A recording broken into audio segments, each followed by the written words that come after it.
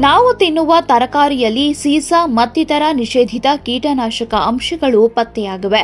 ತಜ್ಞರು ನೀಡಿರುವ ವರದಿಯಲ್ಲಿ ಬೆಂಗಳೂರು ಸುತ್ತಮುತ್ತ ಸಿಗುವ ತರಕಾರಿಯಲ್ಲಿ ವಿಷಕಾರಿ ವಸ್ತುಗಳಿರುವುದು ದೃಢಪಟ್ಟಿದೆ. ರಾಷ್ಟ್ರೀಯ ಹಸಿರು ನ್ಯಾಯಾಧಿಕರಣ ರಚಿಸಿದ ತಜ್ಞರ ಸಮಿತಿ ಈ ಸ್ಫೋಟಕ ವಿಚಾರವನ್ನ ಬಯಲು ಮಾಡಿದೆ. ಕೃಷಿ ವಿಶ್ವವಿದ್ಯಾಲಯದ ಸದಸ್ಯರನ್ನ ಒಳಗೊಂಡಿದ್ದ ಸಮಿತಿ ನೆಲಮಂಗಲ, ಕೋಲಾರ ಮತ್ತು ಚಿಕ್ಕಬಳ್ಳಾಪುರದಲ್ಲಿ ಬೆಳೆಯೋ ತರಕಾರಿಯಲ್ಲಿ ವಿಷ ಇದೆ ಎನ್ನುವುದನ್ನು ದೃಢಪಡಿಸಿದೆ.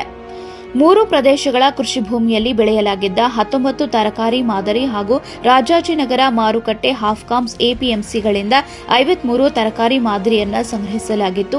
ಒಟ್ಟು 72 ತರಕಾರಿ ಮಾದರಿಯಲ್ಲಿ 11 ಬಗೆಯ ವಿಷಕಾರಿ ಅಂಶ, 230 ಕೀಟನಾಶಕ ಅಂಶ ಪತ್ತೆಯಾಗಿವೆ.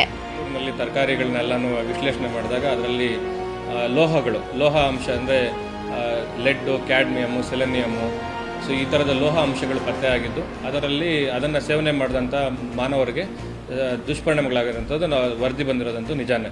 ಇದು ಕೋಲಾರ ಜಿಲ್ಲೆಯ ಒಂದು ಭಾಗದ ಒಂದು ಸಮಸ್ಯೆ ಅಲ್ಲ, ಬೆಂಗಳೂರಿನ ಸುತ್ತಮುತ್ತ ಇರುವಂಥ ಎಲ್ಲ ಜಿಲ್ಲೆಗಳ ತರಕಾರಿಗಳಲ್ಲಿ ನಾವು ಪರೀಕ್ಷೆ ಮಾಡಿದಾಗ ಈ ಥರದ ಒಂದು ಅಂಶಗಳನ್ನು ನಾವು ನೋಡಬಹುದು.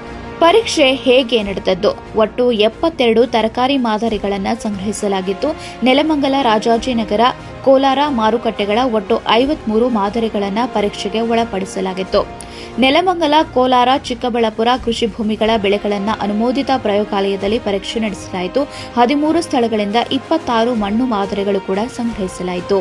ಇಂಡಸ್ಟ್ರಿಯಲ್ ಎಫ್ಲುಯೆಂಟ್ಸ್ ಒಂದು ಅಥವಾ ತ್ಯಾಜ್ಯ ನೀರು ಅಂತ ಹೇಳ್ತಾರೆ, ಕಂಟಾಮಿನೇಟೆಡ್ ವಾಟರ್. ಸೊ ಆ ತ್ಯಾಜ್ಯ ನೀರು ಆಗಿರ್ಬೋದು, ಇಂಡಸ್ಟ್ರಿಯಲ್ ಎಫ್ಲುಯೆಂಟ್ಸ್ ಆಗಿರ್ಬೋದು, ಅಥವಾ ಪೆಸ್ಟಿಸೈಡ್ ಡೋಸಸ್. ಸೊ ಅದಂದರೆ ಶಿಫಾರಸು ಮಾಡಿಗಿನ್ನ ಹೆಚ್ಚಿಗೆ ನಾವು ಪ್ರಮಾಣದಲ್ಲಿ ಪೆಸ್ಟಿಸೈಡ್ಸ್ ಹಾಕೋದ್ರಿಂದ ಆಗ್ಬೋದು.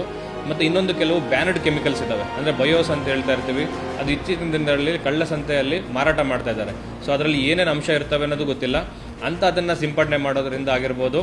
ಸೊ ಈ ಥರ ಮತ್ತು ಯೂರಿಯಾದಲ್ಲಿ ಕೂಡ ಸಣ್ಣ ಪ್ರಮಾಣದಲ್ಲಿ ಹೆವಿ ಮೆಟಲ್ಸ್ ಇರ್ತವೆ. ಪರೀಕ್ಷೆಯ ಫಲಿತಾಂಶ ಏನು ಹೇಳುತ್ತೆ? 26 ಮಣ್ಣು ಮಾದರಿಗಳಲ್ಲಿ 23 ಮಣ್ಣು ಮಾದರಿಗಳು ಮಾಲಿನ್ಯಗೊಂಡಿದ್ದವು. ಪರೀಕ್ಷೆಯಲ್ಲಿ 12 ಕೀಟನಾಶಕಗಳ ಅವಶೇಷಗಳು ಹೆಚ್ಚಾಗಿರುವುದು ಪತ್ತೆ. 72 ತರಕಾರಿ ಮಾದರಿಯಲ್ಲಿ ಸೀಸಾದ ಪ್ರಮಾಣ ಪತ್ತೆ. 19 ತರಕಾರಿ ಮಾದರಿಯಲ್ಲಿ ಸೀಸಾದ ಪ್ರಮಾಣ ಹೆಚ್ಚಾಗಿರುವುದು ಬೆಳಕಿಗೆ ಬಂದಿದೆ. ಬದನೆಕಾಯಿ, ಹೀರೆಕಾಯಿ, ಕ್ಯಾಪ್ಸಿಕಂ, ಸೌತೆಕಾಯಿ, ಬೀನ್ಸ್ನಲ್ಲಿ ಸೀಸಾದ ಅಂಶ ಪತ್ತೆ. ಮಣ್ಣಿನಲ್ಲಿ ತಾಮ್ರ, ಸೀಸ, ಸತ್ತು ಮತ್ತು ಕಬ್ಬಿಣದ ಅಂಶಗಳು ಪತ್ತೆ. ಪರೀಕ್ಷೆಯಲ್ಲಿ 12 ಕೀಟನಾಶಕಗಳ ಅವಶೇಷಗಳು ಹೆಚ್ಚಾಗಿರುವುದು ಪತ್ತೆ. ರೈತರು ವಿವಿಧ ಕೀಟನಾಶಕಗಳನ್ನು ಬಳಕೆ ಮಾಡುತ್ತಿರುವುದು ಬೆಳಕಿಗೆ ಬಂದಿದೆ. ಈ ಥರ ಈಗ ಹೆವಿ ಮೆಟಲ್ಸ್ ನಮ್ಮಲ್ಲಿ ಭೂಮಿಯಲ್ಲಿ ಅಕ್ಯುಮುಲೇಷನ್ ಆಗುತ್ತೆ.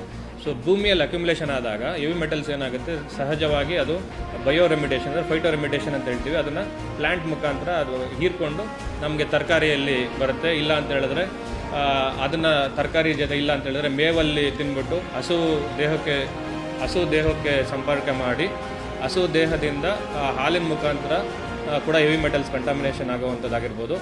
ಅಂಥದನ್ನು ನಾವು ಮನುಷ್ಯರು ಸೇವನೆ ಮಾಡಿದಾಗ ಸೊ ಖಂಡಿತ ಅದು ನಮಗೆ ಹೆವಿ ಮೆಟಲ್ಸು ಮಣ್ಣಿಂದ ಅಥವಾ ನೀರಿಂದ ಬಂದಿರ್ಬೋದು, ನೀರಿಂದ ಮಣ್ಣು, ಮಣ್ಣಿಂದ ಗಿಡದಿಂದ ಆಹಾರದಿಂದ ಮಾನವನ ದೇಹಕ್ಕೆ ಅಕ್ಯುಮುಲೇಷನ್ ಆಗ್ತಾ ಹೋಗ್ತದೆ. ರಾಸಾಯನಿಕ ಅಂಶಗಳು ಇರುವ ತರಕಾರಿಗಳನ್ನು ಸೇವಿಸುವುದು ನರಮಂಡಲಗಳ ಮೇಲೆ ಹಾನಿ ಬೀರುತ್ತದೆ. ಮಕ್ಕಳಲ್ಲಿ ಬುದ್ಧಿಮತ್ತೆ ಕುಸಿತ, ಮೂತ್ರಪಿಂಡ ಸಮಸ್ಯೆಗಳು, ರಕ್ತದ ಒತ್ತಡ ಸಮಸ್ಯೆಗಳು ಕಂಡುಬರುತ್ತವೆ. ಹೀಗಾಗಿ ಜನರು ಮಾರುಕಟ್ಟೆಗಳಿಂದ ತರುವ ತರಕಾರಿಗಳನ್ನು ಅಡಿಗೆ ಸೋಡಾ ಬಳಸಿ ಚೆನ್ನಾಗಿ ತೊಳೆದು ಉಪ್ಪು ನೀರಿನಲ್ಲಿ ಸ್ವಲ್ಪ ಹೊತ್ತು ನೆನೆಸಿಡಬೇಕು. ನಂತರ ಸಿಪ್ಪೆ ತೆಗೆದು ಬಳಸುವುದು ಸೂಕ್ತ ಎಂದು ತಜ್ಞರು ಸಲಹೆ ನೀಡುತ್ತಿದ್ದಾರೆ.